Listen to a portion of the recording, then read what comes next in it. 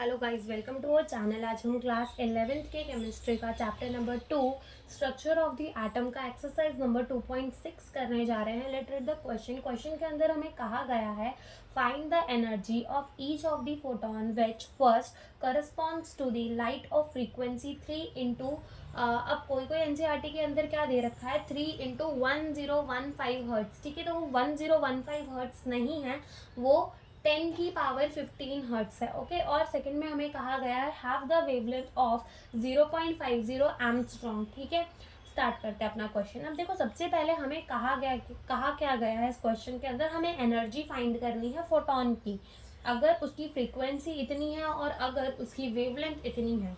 ठीक है, तो पहले पार्ट के अंदर हमें एनर्जी फाइंड करनी है किसकी, फोटोन की, अगर उसकी फ्रीक्वेंसी कितनी है 3 इंटू 10 की पावर 15 हर्ट्स है।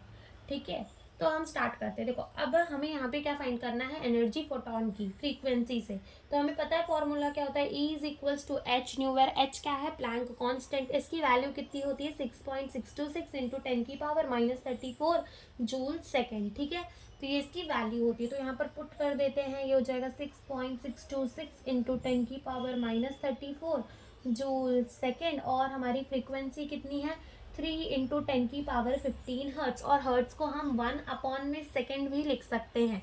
ठीक है, अब सेकेंड से सेकेंड जो है वो कैंसिल हो जाएगा। अब यहाँ पर हम क्या करेंगे, 6.626 को 3 से मल्टीप्लाई करेंगे, तो हमारा आंसर आएगा 19.878 इंटू 10 की पावर। देखो, अब यहाँ पर ये है माइनस में -34 और ये क्या है 15 है। अब हमने पढ़ा है कि जब भी, मतलब आपने पढ़ा होगा कि जब भी बेसिस सेम होते हैं तो पावर क्या हो जाती है, ऐड हो जाती है। प्लस माइनस क्या हो जाएगा, माइनस, यानी कि हम 34 माइनस 15 करेंगे तो हमारे पास आएगा 10 की पावर -19 जूल। ओके, अब जब हम अपने डेसिमल को लेफ्ट में शिफ्ट करेंगे तो पावर हमारी होती है ऐड, लेकिन यहाँ पर ऐड करेंगे तो प्लस माइनस वो माइनस ही हो जाएगा। तो यहाँ पर हमारी एनर्जी कितनी आ जाएगी 1.98 इंटू 10 की पावर -18 जूल। तो ये हमारी क्या आ गई, एनर्जी आ गई। सेकेंड पार्ट के अंदर आते, देखो सेकेंड पार्ट के अंदर हमें बोला है कि एनर्जी क्या होगी फोटोन की अगर उसकी वेवलेंथ जो है वो 0.50 क्या है, एमस्ट्रॉन्ग है।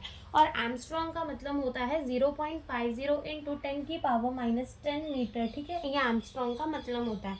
स्टार्ट करते हैं, यहाँ पर भी हमें एनर्जी का फॉर्मूला पता है, E is equals to hc/λ।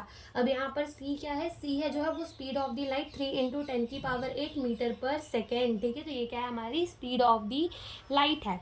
अब देखो, अगर तुम्हें अपनी कैलकुलेशन इजी करनी हो तो इस HC की वैल्यू जो है वो याद रख लो मल्टीप्लाई करके, वो 20 इंटू 10 की पावर -26 लेकर अप्रॉक्स में सॉल्व हो जाएगी, तो कैलकुलेशन तेज हो जाएगी। लेकिन अभी यहाँ हम अच्छे से करते हैं। ठीक है, तो ये हो जाएगी हमारी 6.626 इंटू 10 की पावर -34 जूल सेकेंड, और ये C क्या हो जाएगा 3 इंटू 10 की पावर 8 मीटर पर सेकेंड, डिवाइडेड बाय वेवलेंथ कितनी है 0.50।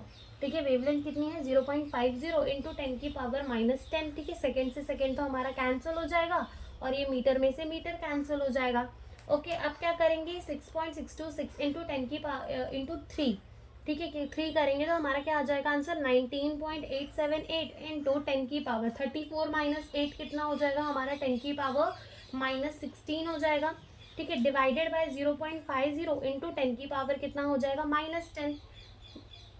ओके, तो देखो यहाँ पर है ना, ये -26 होगा। ओके, 19.878 इंटू 10 की पावर -26 जूल अपॉन में 0.50 इंटू 10 की पावर -10। अब जब 19.878 को डिवाइड करेंगे 0.50 के साथ तो हमारा आंसर आएगा 39.756 इंटू 10 की पावर -16। ठीक है, अब जब डेसिमल को कहाँ शिफ्ट करेंगे, लेफ्ट में, तो पावर होगी ऐड और प्लस माइनस क्या हो जाएगा, माइनस हो जाएगा। तो ये हो जाएगा हमारा 3.97 इंटू 10 की पावर -15 जूल। ठीक है, तो ये हमारी एनर्जी आ गई, ये हम इस क्वेश्चन के अंदर पूछा था। Thank you for watching the video.